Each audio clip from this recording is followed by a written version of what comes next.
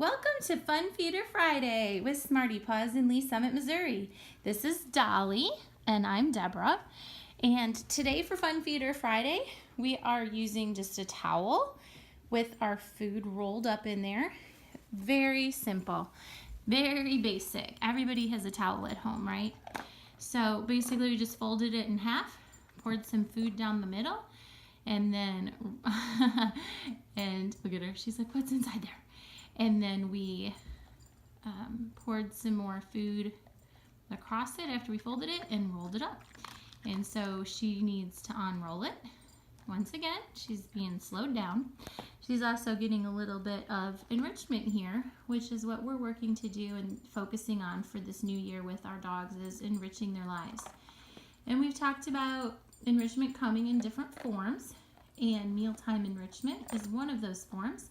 And this is an easy way to enrich your dog's life rather than just sticking their food in a bowl and walking away. Now, there is a couple pieces of chicken in her food today. We had a little bit of leftover chicken breast, so there's a couple special things in there. This is not one of Dolly's most favorite enrichment toys, I would say. She does it, but a lot of times she'll say, I'm bored, I'm not hungry enough, and walk away.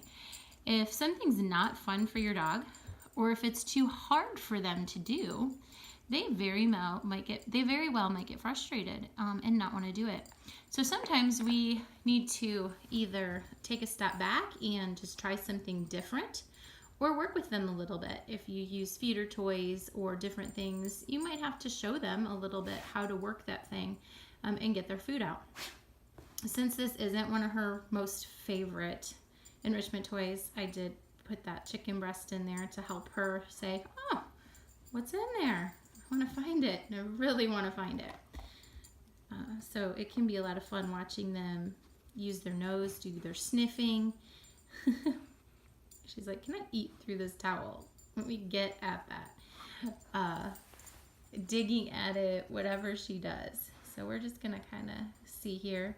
And keeping in mind, enrichment needs to be fun for your pet. Just because you have an awesome idea, how do you know if it's fun for them? You know, if they continue to be engaged with it, if they get excited. Some dogs, they will, be wagging their tail and excited and happy the whole time. Dolly's more of a reserved girl, so she doesn't do a lot of tail wagging in general. Much different than a golden retriever or Labradors that we've had who show their excitement for their meal. Since she's more reserved, she doesn't do a lot of jumping around excitement. Also, like maybe your Border Collie or your Aussie or your Jack Russell might do. So how do I know if she's enjoying it? One, she sticks with it. She's still working at it. She doesn't walk away from it. She doesn't show frustration with it. Some dogs will sit there and stare at it and maybe whine or cry.